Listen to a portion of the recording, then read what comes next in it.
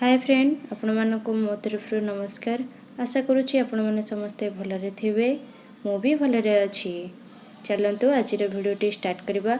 आज भिडियोटी हूँ नड़िया कोरार रेसिपी। से आमको क्यों क्यों सामग्री दरकार चलतु देखी। प्रथम आमको गोटे कप नड़िया, हाफ कप चीनी, गोटे चमच घी, दुईटी गुजराती को टिके क्रश कर प्रथम गोटे कड़ाई को गरम कर से गोटे चमच घी पकईदबा।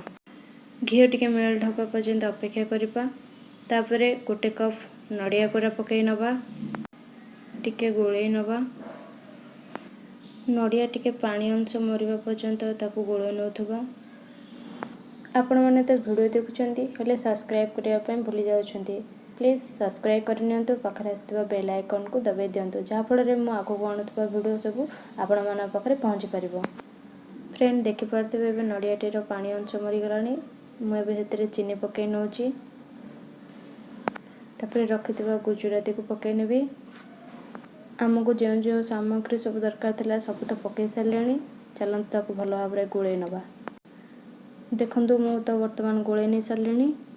एबे आस्ते आस्ते नड़ियाटी कलर टिके चेंज हो आसलानी। देखंतु वर्तमान मु आउ किछि समय गोलई नेबी। आउ 2-3 मिनट पर देखंतु आर कलरटा को भली देखा जाउछि। आपणको सामने भी देखि पारुथिबे एबे नड़िया कोरा पई कलरटी परफेक्ट हो सारी। आमको आरंभ शेष पर्यंत स्लो फ्लेम रे करिवार अछि। बिल्कुल आपण माने हाई फ्लेम देबेनी।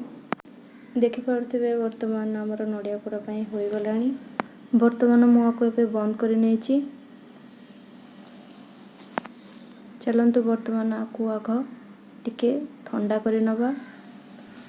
पूरा ठंडा करबेनी, नचेत लड्डू बनिकी रेडी हेबनी।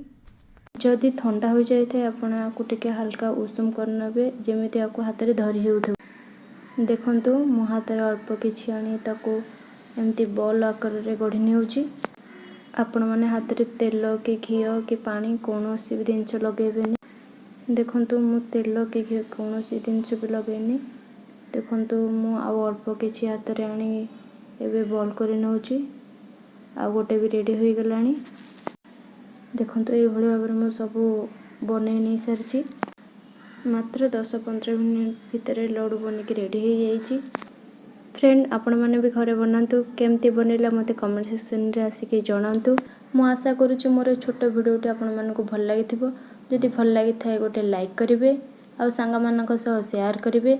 चैनल रे नुआ थिले सब्सक्राइब करनेबे। रहूची नमस्कार, धन्यवाद।